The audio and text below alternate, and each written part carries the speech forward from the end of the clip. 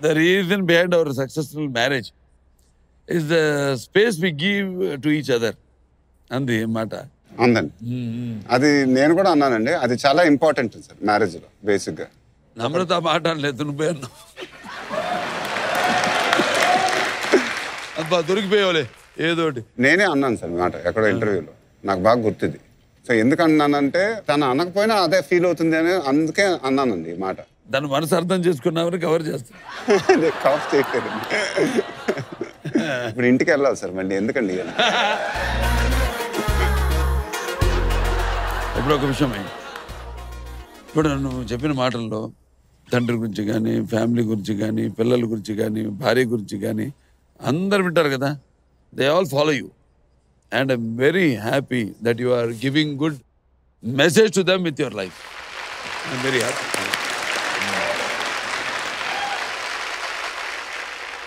ఇప్పుడు నెక్స్ట్ క్వశ్చన్కి వెళ్ళే ముందు ఒక సీట్ పెట్టి చెప్పా.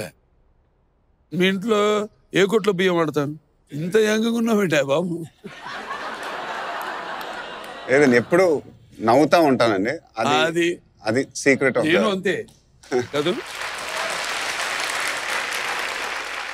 సరదాగా నీతో పనిచేసే నీ డైరెక్టర్స్, నీ క్లోజ్ ఫ్రెండ్స్ నీతో చిన్న ఆట ఆడదాం అనుకుంటున్నాను.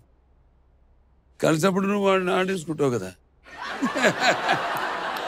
లేజెండ్ ఏబీసు.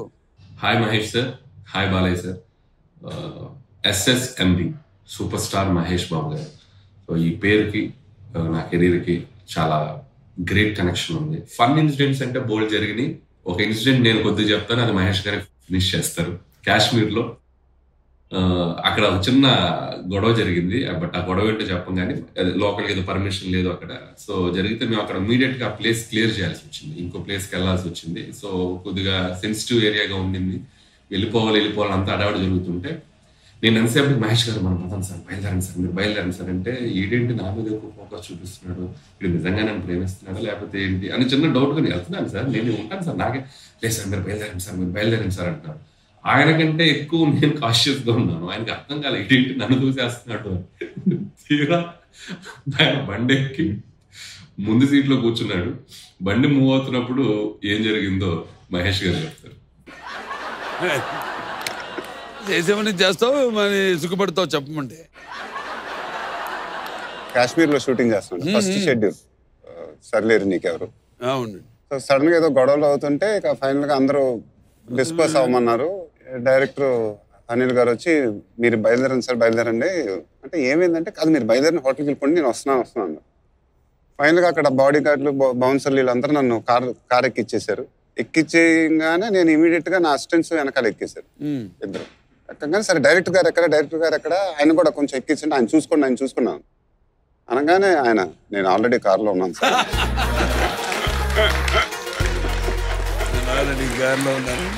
ఇలాగ జరిగింది నాకు కూడా. అదే ముద్దుల పొగుడు షూటింగ్ అప్పుడు రాజస్థాన్ జైపూర్లో షూటింగ్ చేస్తున్నాం. ఎవరెవరి దగ్గరికి వచ్చేసి నిలబడ్డా. నేను ఆ సలీం గెటప్లో ఉన్నా, మీనా గారు అక్కడ అనార్కలి గెటప్లో జనం దగ్గర ఉన్నారు, ఎల్లమంటే వెళ్ళట్లేదు దానికి. సరే అని నేను ఇట్లా ఆలోచించి ఐడియా వచ్చింది. ఏదో కొనుక్కుంటూ మొగలేజం డైలాగ్ చెప్పుకుంటూ అటు ఇటు తిరుగుతున్నా. तमाम इल्जामात वापस किए जा सकते हैं, तुम्हारे तमाम नादानियां नाफरमानियां माफ की जा सकती है, और हम तुम पर एक बार फिर मेहरबान हो सकते हैं अगर तुम पीछे चलो అన్నాను. అంతే నా కొడుకులు 10 అడుగులు వెనక్కి వెళ్ళిపోయారు.